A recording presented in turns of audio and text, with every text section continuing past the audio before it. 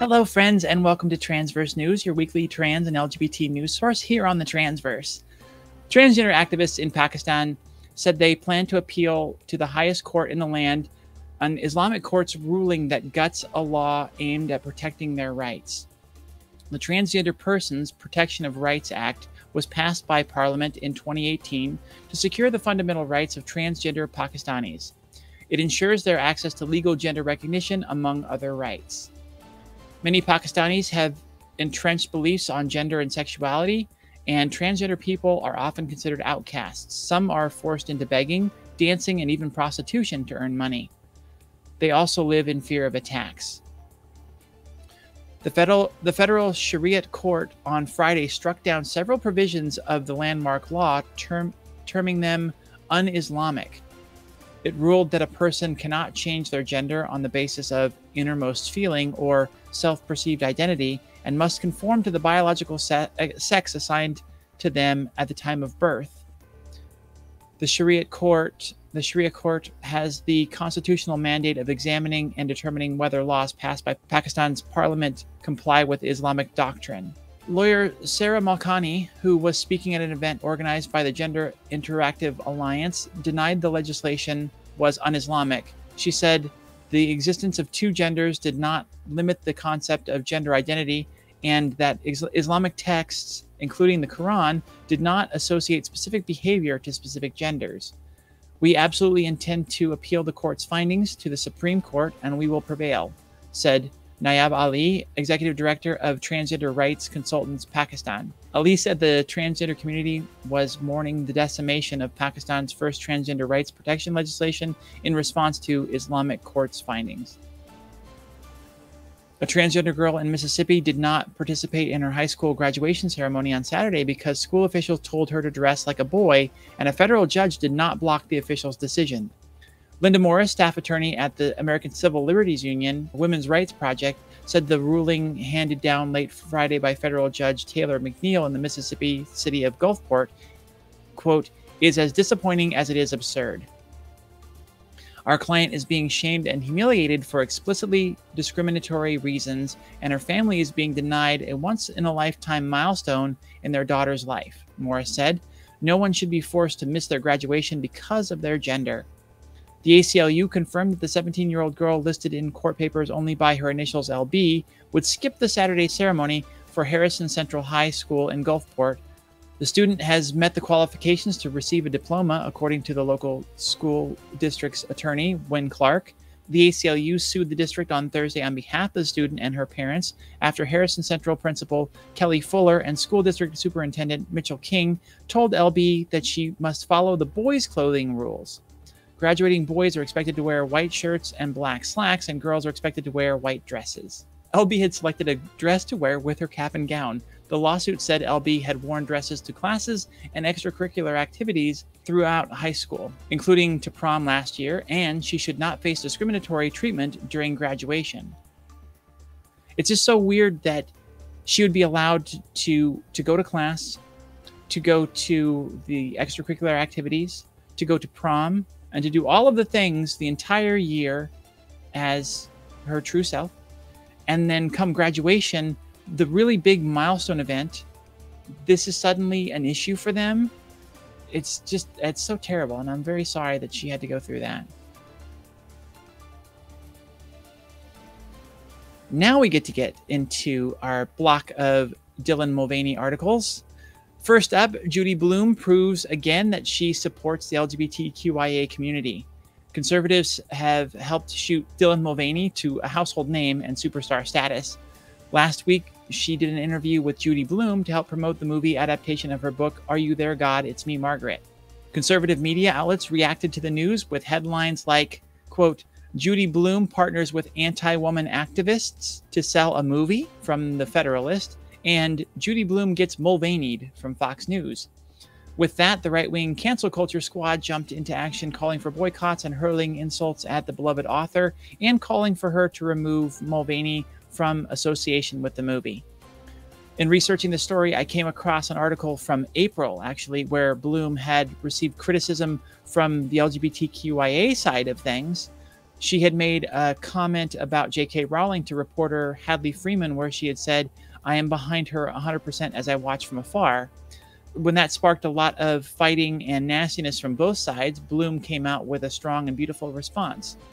"I wholly support the trans community. My point, which was taken out of context, is that I can empathize with a writer or person who has been harassed online. I stand with the trans community and vehemently disagree with anyone who does not fully support equality and acceptance for LGBTQIA people. Anything to the contrary is BS." And she did not say BS, she actually said the words. In our next Mulvaney article, in a desperate grasp for mainstream relevance and attention, Congressman Ted Cruz is demanding an investigation into Bud Light's two-post sponsorship of TikTok influencer Dylan Mulvaney. At this point, the entire world is familiar with the fact that Anheuser-Busch sent Dylan Mulvaney a customized Bud Light can to commemorate her 365 days of girlhood milestone. And then, of course, she did two sponsored posts for Bud Light, which caused a whole huge backlash. The backlash, though, has been so overblown and full of cartoon hate that even Joe Rogan came out to Mulvaney's defense, declaring he doesn't understand why people give an F. But seeing an opportunity to regain the spotlight, Ted Cruz is trying to keep the skirmish going. He appeared on Fox News, calling on the Beer Institute to investigate whether Anheuser-Busch intentionally marketed to children by sponsoring Mulvaney, because according to him, a massive percentage of Dylan Mulvaney's audience are kids. I'm wondering who he really thinks that ads with Dalmatians and Clydesdales are supposed to appeal to on TV. Cruz and Tennessee Senator Marsha Blackburn sent a letter to the CEO of Anheuser-Busch, Brendan Whitworth, who just so happens to also be the chair of the Beer Institute, sharing their concerns and making several demands, including initiating an investigation and cutting ties with Mulvaney. As is to be expected with childish trolls, the letter takes every opportunity to misgender Mulvaney in its rant before threatening congressional action. Anheuser-Busch is in danger of losing its perfect score for LGBTQ plus employee support from the HRC because of the tepid response that they have made to the backlash against Mulvaney. The beer brand sparked an intense backlash last month. We've been talking about that. We know that. The following weeks after the backlash saw people smashing the bottles of cans and Kid Rock doing his thing. After responding to the controversy with a lukewarm statement where Anheuser-Busch chief executive Brendan Whitworth said, "We never intended to be part of a discussion that divides people." And because of that, LGBT bars then began boycotting the beer and pouring out the beer. So it was just, they were getting hit on both sides. Now, HRC, the LGBT advocacy group, has warned that the brewer may face losing its perfect Corporate Equality Index score, a tool that measures companies' policies for queer employees. The HRC reportedly wrote to Anheuser-Busch suspending its equality score and warning that it has 90 days to respond, according to USA Today. Eric Blom, HRC's Senior Director of Programs and Corporate Advocacy, said, "Anheuser-Busch had a key moment to stand up and demonstrate the importance of their values in diversity, equity, and inclusion, and their response really fell short. The beer brand is yet to respond to the letter," he added. HRC suspended Netflix Corporate Equality Index score after its handling of comedian Dave Chappelle's transphobic comments in 2021. For Anheuser-Busch, they did one little thing. They paid a trans person a little bit of money to do 2 sponsored posts, and they sent her a one-off commemorative can of her milestone of 365 days of girlhood. And because of that, they're just getting slammed on both sides. It is a weak response, though, to say we didn't mean to get in the middle of something. When there's a huge fight going on publicly and you do something to support one of the sides, it's a really cowardly response to say we didn't mean to get into the middle of an issue that divides people. Considering the LGBT support that Budweiser, Anheuser-Busch has had throughout their history, and the fact that they have a perfect rating with HRC, it should have showed kind of what their stance and what their take should have been. Let's move on to Erin in the Morning's new legislative map for May. Each month she puts out an anti-trans legislative risk map, and we covered that in our last episode. We were talking about April's map. and now she's released the May map. The key difference here is that Florida is now blacked out as a do not travel state. This is the first time that that has appeared in one of her maps. The previous highest rating there for that was worst active anti-trans laws, meaning that the state had the worst or had several laws that were against the rights of LGBT folks. And now, because of the strong stance, the huge fight that DeSantis has been waging against the LGBT community, it's now marked as do not travel. She says about her maps, I have tracked anti-transgender legislation for 3 years. Every day I've gotten messages from worried people wondering how they are supposed to assess their risk of staying in their home state. The messages range from parents of trans youth wondering if their children will be taken away from them, to trans teachers wondering if their jobs will be safe in the coming years. Sometimes people just want to know if there is a safer state they can move to nearby. I created the legislative risk map specifically to help answer those questions. Now more than ever, it is a question that needs to be answered for so many transgender people facing forced medical detransition, arrests for using the bathroom, bans on the use of our names, pronouns, and identification documents, and many other curtailments of our rights to exist in public life. The map has evolved in recent months, and the story of its evolution is one of an America that has split into two countries, one in which transgender people are being given full legal protections, and one in which states have enacted policies to bring about the community's eradication. Since the last map in April, several states have adopted severe laws. Florida stands out, falling into an entirely new category labeled Do Not Travel. The state enacted a transgender bathroom ban and a law that eliminates 80% of all transgender adult care. It also introduced provisions potentially endangering the custody of trans youth with affirming parents. Equality Florida, a large statewide LGBTQ+ organization, concurs and warns that the state may be unsafe for LGBTQ+ individuals and their allies in their own travel advisory. Nebraska Governor Jim Pillen signed a bill on Monday that bans abortion at 12 weeks of pregnancy and restricts gender-affirming medical care for people younger than 19. The years for medical bans just keep getting more and more arbitrary. The abortion ban takes effect immediately, while the ban on gender-affirming care takes effect on October 1st. The hybrid measure ties together restrictions that Republicans have pursued across the U.S. Pillen called the law the most significant win for social conservative agenda in over a generation for Nebraska, before he signed the law while holding the 5-day-old daughter of some friends as his 2 oldest granddaughters stood next to him.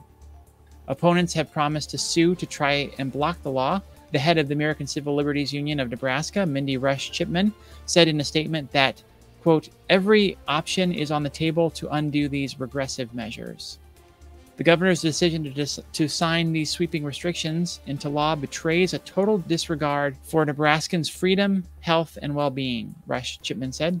Just as we have seen in other states, these bans will result in significant harm, most intensely hurting already vulnerable communities. Nebraska has not passed a new abortion ban since 2010, when it became the first state to limit the procedure at around 20 weeks of pregnancy. The 12-week ban includes exemptions for rape, incest, and to save the life of the mother. The president of the Oxford University LGBTQ+ Society has received a horrifying death threat amid protests over gender critic Kathleen Stock speaking at the Oxford Union. The fight over the former University of Sussex professor's upcoming appearance at the Oxford Union has raged since her appearance was first announced in April, with anti-trans bigots dogpiling on LGBTQ+ students who oppose her views. President of the Oxford University LGBTQ+ Society, Amiad Haran Diman, who goes by Addie, told Pink News they had been expecting such a threat, but to actually receive one was, quote, very concerning. It is not something you can really prepare for, because when it actually happens, it feels much more serious and much more alarming. Sharing a photograph on Twitter, the document makes vile threats against the president by telling them to, quote, watch their back, and the backlash against transgender is coming in all countries that accept LGB. So it sounds like a member of the LGB Alliance. Dimon immediately reported the matter to the Thames Valley Police, who are investigating the death threat. Commenting on the death threat and rife anti-trans rhetoric in the UK, Damon said it reveals, quote, what environment trans activists have to work in currently. They said the level of violent abuse and threats is not something the local community or student society has experienced before, leaving LGBTQ+ members in the city shocked. It is a very chilling effect on us and just goes to show the UK is very hostile to us, they said. In response to the vile letter, Kathleen Stock issued a reply via her official Twitter account saying, "This is awful and you know very well, or you would do if you ever engaged with what I think, that I condemn it wholeheartedly. Now you've experienced this, do you reconsider decision to defame me with total lies and distortions, increasing likelihood of retribution against me?" Question.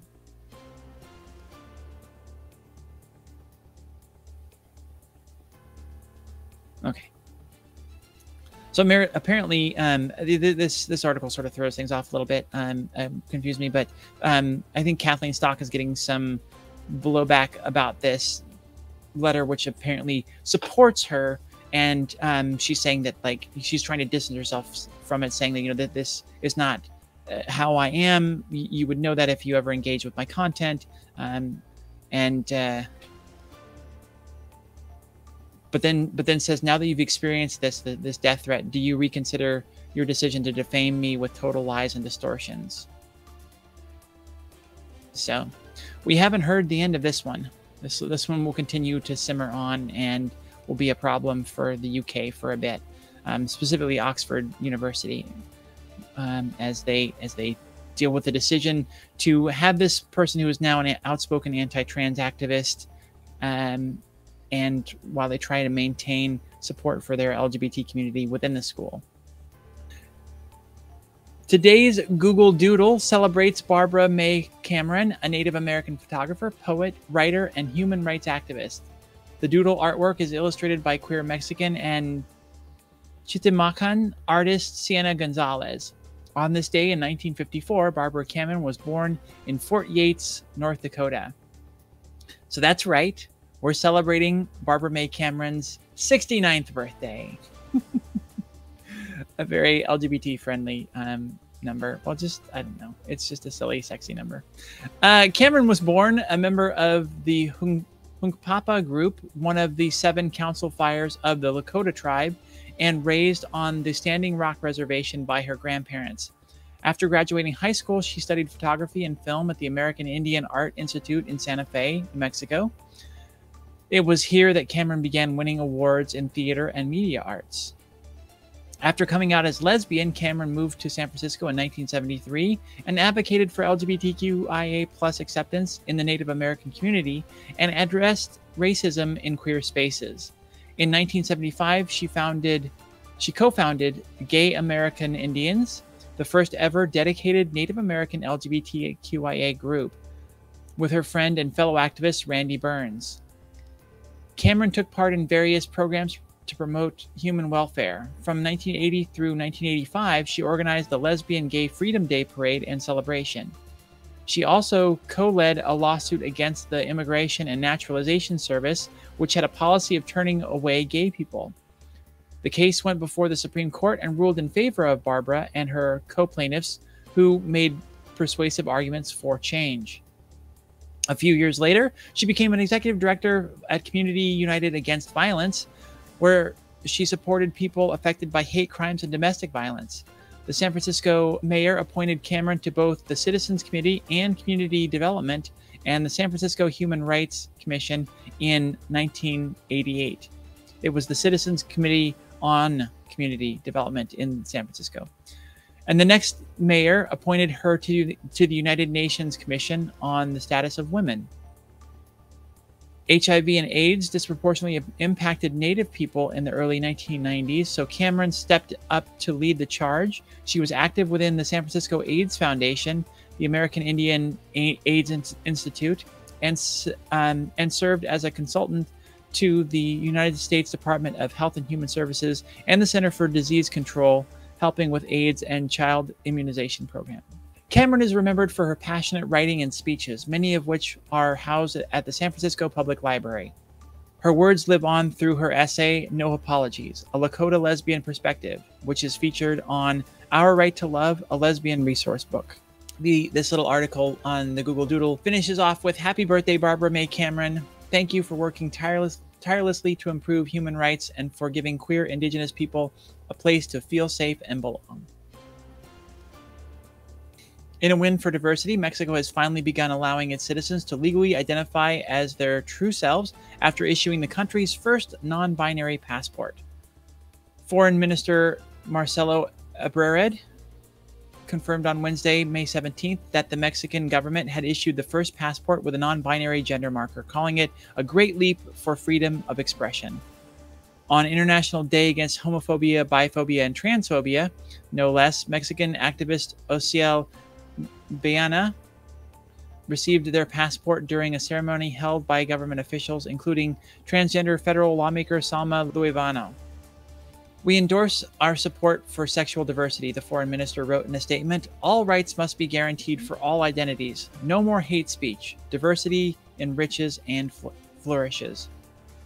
Under the new policy, non-binary and gender non-conforming Mexican citizens can choose to replace a gender category with an X rather than simply choosing male or female. The foreign minister also clarified that applicants can now omit the need to specify gender when applying for new passports. According to the community-driven LGBTQ+ rights site Equaldex, 16 countries, including Mexico, currently recognize the X marker on official documentation such as passports, licenses, and birth certificates. Meanwhile, 4 countries allow only certain types of recognition, either for intersex people or given certain requirements. The last country to change its policy on non-binary passports was Spain in December 2022. It allows X markers for intersex people only.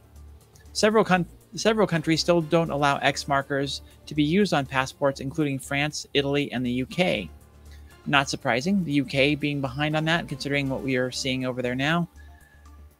Activists across the UK have heavily criticized the government for its stance on non-binary passports, with the government saying on multiple occasions that it has no intention of updating the policy anytime soon. In 2021, the UK confirmed it had no plans to add the X marker to legally recognized passports, despite a petition urging the government to do so, which was signed by more than 136,000 people. The government noted that there were complex practical consequences for other areas of the law, service provision, and public life if provisions were to be made for non-binary gender recognition in the Gender Recognition Act in the UK. So, yeah, they just don't want to do the work. It's too much work. It's too hard to give people rights. A woman cyclist who came second to a trans woman in a race has said she couldn't care less if the winner was trans, debunking reports by right-wing news outlets that competitors boycotted the podium. Leslie Mumford won the Desert Gravel CO2 UT race. It's a 100-mile course from Colorado to Utah. In April of 2023, with a time of 6 hours, 28 minutes, and 1 second, Lindsay Crete placed second and Michelle Van Sickle was third. Mumford subsequently came in 6th place in the overall women's category, but had the opportunity to stand on the podium for her age group, which she did on her own because the other competitors had left the venue. I have no idea why so many people bailed before the podiums, but they did, she wrote in a now private Instagram post, so she's taken it down since then. Right-wing media outlets were quick to jump on claims that Crete and Van Sickle boycotted the podium because Mumford is trans, but runner-up Crete has now vehemently denied this. Speaking to Daily Mail on Friday, May 19th, Crete said, I knew I hadn't placed in the top 3 overall, so I didn't stick around. I waited for my friends to finish, we drank some beer, ate some food, then headed back to the shower and sleep. Setting the record straight that there were no deliberate plans to boycott the podium, she said, I could not care less if the winner was transgender. What does that matter? Mumford faced backlash over her victory, with anti-trans Twitter users claiming she cheated while misgendering her. SiriusXM host Megyn Kelly, who formerly worked at Fox News and has been outspoken about trans athletes, claimed women's cycling is all but gone and that Mumford competed to steal medals. In response to the media scrutiny, Desert Gravel issued a statement on Facebook. A spokesperson for the company reiterated Creed's statement that the women had simply left to get food, not as a form of protest. At no time did any writer report any concern to us or protest against these results, the post said. We have confirmed that the age group winner has undergone all required surgeries and treatments to transition from a man to a woman and would thereby qualify as a woman racer under both USA Cycling and International Olympic Committee rules. As we were not aware of the situation or the concerns it may have created, and as we did not have a rule or specific category defining transgender non-binary individuals, the official results of the race will remain as they are. The spokesperson went on to say that the competition, quote, fully supports differences in opinion and understands, quote, people may not like us or our events. However, Desert Gravel and COTUT does not allow, promote, condone, or support hate speech or comments in our lives or our social media channels, they added. We believe it when we say, you belong here, right up to the point someone cannot belong here respectfully. We continually work to make our event a place for people. We continually work to make our events a place for fun over politics, peace over hate, and tough riding for all. I'd say 6 hours. That's a grueling ride. Extremist group The Proud Boys is planning to target LGBTQ plus people by disrupting Pride Month celebrations in the U.S. Plans by the far-right group have been discussed openly on social media channels and tracked by watchdogs, Business Insider has reported. The anti-queer tactics named by members as Proud Month are aimed at celebrating straight pride and Western values. Straight pride. The alt-right group has been making plans for the last 2 months in a number of Telegram channels where they share anti-LGBTQ plus messaging, including one person joking that LGBTQ stands for Let's Go Bully the Queers. Others have posted Proud Month banners that refer to anti-straight hate and gay child molesters. Just all the fun dog whistles, right? Hot on the heels of the cancellation of Bud Light by the right over 2 sponsored TikTok posts by transgender personality Dylan Mulvaney, the cancel culture mob has turned their hatred towards Maybelline. The Chicago-based makeup company recently sponsored a short post by Mulvaney. The irony of staging a boycott over the trans sponsorship is most likely lost on the folks with their panties all in a bind. Maybelline, a Chicago-based company, was founded by Thomas Lyle Williams, a gay man who frequently used the products he created, leading modern historians to wonder if Williams was in fact trans. When Williams was a teenager during World War I, his sister Mabel accidentally over-bleached her eyebrows and eyelashes. He then watched as she used a mixture of Vaseline and coal dust to give body to her damaged lashes. While skin creams, rouge, and lipstick were already commonly used products at the time, Williams had found an untapped niche in eyelash enhancers. Using a chemistry set and help from a friend, he created the product that would eventually become named Maybelline, a mashup of Mabel and the base ingredient Vaseline. According to the family biography, The Maybelline Story and the Family Dynasty Behind It by Cherie Williams, great niece of the founder, the new product did incredibly well during the roaring 20s when glitz and glamour were all the rage. Williams found quick success. However, as the Depression took hold in the United States, the flamboyant, closeted gay owner faced increased scrutiny. At the time, the government was conducting witch hunts to stop gay men from coming into prominence and influencing culture, specifically women. His cousin is quoted in the book as saying that Williams was, quote, kind of known for wearing his own makeup, making him an easy target. He fled to California with his partner, where they wouldn't face the intense prosecution of the Midwest. So it's just incredibly ironic that the right would be trying to boycott Maybelline over Mulvaney's sponsorship deal, which it wasn't a sponsorship deal, it was just, one sponsored post. Considering the fact that the organization was started by a gay man who very well might have been trans themselves. So it's just, again, like I said, the irony is, I'm sure, lost on them because they're just doing everything they can to cancel anything that having to do with trans, as they're just in a rage at the moment. It's very funny to see them boycott a company that has extremely strong LGBT roots to begin with. And it makes perfect sense why a company like that would support someone like Dylan Mulvaney. That's hilarious. I just thought that was so fun to find out the history of Maybelline and the fact that it had such a strong gay history in it, and Vaseline and coal dust, you know? Who would have known? If you run out of mascara in a pinch, I guess it'd be a horrible idea to do that.